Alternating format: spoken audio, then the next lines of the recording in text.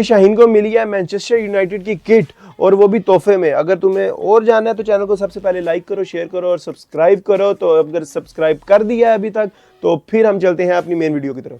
Hello and welcome back to my YouTube channel. I am SJ with my channel slash strike. तो भाई cricket की दुनिया में बहुत कुछ हो गया है। सबसे पहले तो भाई मैनचेस्टर यूनाइटेड की फुटबॉल की किट जो है ना वो रिवील उन्होंने कर दिया, और वो रिवील करने के लिए कौन गया? गेस करो कौन गया भाई? नन अदर देन हमारे first bowler, first wicket taker bowler, first over के विकेट टेकर बॉलर, कुछ भी इनको बोले, शाहीन अफरीदी। यार इतनी रिस्पेक्ट इस बंदे को कैसे दे सकते हो यार तुम? मुझे लिटरली ये बात करते हुए भी थोड़ा सा अजीब लग रहा है कि यार इतनी रिस्पेक्ट इस बंदे को दे दी है, इतनी ये डिजर्व करता भी है कि जितनी दी है। तो ठीक है, तुम लोग दे रहे रिस्पेक्ट, देते रहो। हमें तो अभी तक वर्ल्ड कप ही नहीं जेन से निकल रहा, और पता नहीं वो निकलेगा भी कब। और मैं जिस तरह कह रहा था ना कि हम जो है ना वो गजनी टाइप की याददाश्त रखते हैं भाई, रखते हैं। क्योंकि अभी इसके तस्वीरों को देख के हम इतने बावले होते चले जा रहे हैं। तो मुझे तो यही लग रहा है कि बांग्लादेश के खिलाफ टेस्ट मैच हुआ और शाहीन अफरीदी ने पहले ओवर में अगर विकेट ले ली ना, तो भाई फिर तो समझ लो कि गए, पास की सारी परफॉर्मेंस गई मिट्टी में। हमने पुरानी जो यादों को वॉश आउट करके हमने कह देना कि भाई ये हमारा हीरो है। इस तरह के हीरो याद रखने वाले नहीं होते। जिस तरह हम पिछली वीडियो में बोला था ना, याद रखना है तो अपने अरशद नदीम को याद रखना भाई। अपने बच्चों को बनाना है तो शाहीन अफरीदी ना बनाना, अपने बच्चों को बनाना है तो अरशद नदीम जैसा प्लेयर बनाना, वो बनाना कि जिसके अंदर अपने एक फील्ड के अंदर वो बेस्ट हो। जिस तरह हमारे अरशद नदीम अपनी फील्ड में टिल टाइम वो बेस्ट है, हिस्ट्री का वो बेस्ट है, हर तरीके का वो बेस्ट है। तो अगर हमारे शाहीन अफरीदी को इस तरह की रिस्पेक्ट आपने दे दिया तो ठीक है, आप रिस्पेक्ट दो यार। अब कम से कम फिर वही मैं शाहिद अफरीदी साहब से मैंने पिछली बार भी गुजारिश की थी कि ये आपके जो से ना वो जमाई हो गए, प्लीज़ इसको कौम का जमाई ना बनाएं।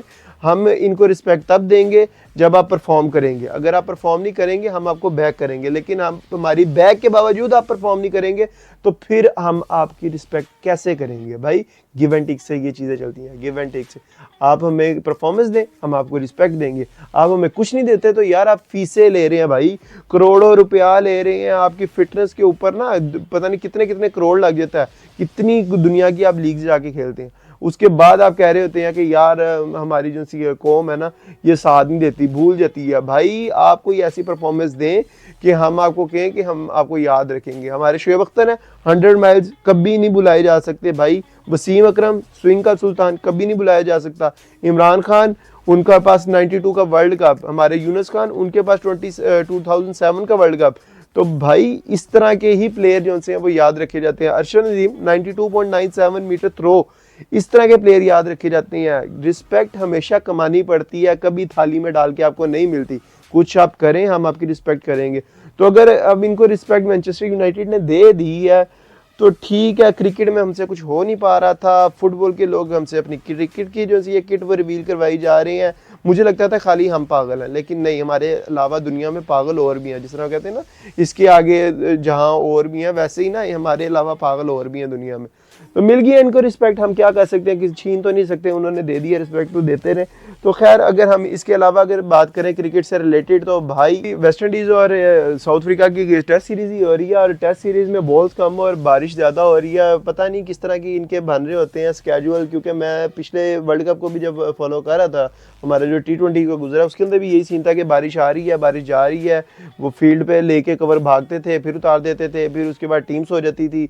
और जो हमारे T20 मैच है वो T20 कम और एक सुस्त रवि से, वो वनडे की वो पुराने दौर के 90s के वनडे ज़्यादा लग रहे होते थे। जिस तरह की इनिंग्स होती थी 20 ओवरों में 120 स्कोर होता था। भाई अभी भी वही सीन चल रहा है। अभी भी आप देखें वेस्ट इंडीज़ के खिलाफ जो साउथ अफ्रीका खेलने के लिए आए हैं, तो वहाँ पे फिर पहले दिन बारिश होती रही। सिर्फ कोई एक ही सेशन भी पूरा नहीं हो सका उनका, कोई 20 को ओवर हुए थे, 50 स्कोर हुआ था। लेकिन नेक्स्ट जो सा वो कंप्लीट हो गया, और जिसके ऊपर हम बारिश के बहुत मशहूर हैं, क्योंकि और तो किसी के हो नहीं सकते, क्योंकि उन्हीं की वजह से मैच नहीं हो पा रहा था। तो कोई साउथ अफ्रीका ने भी कोई 350 स्कोर कर लिया था भाई।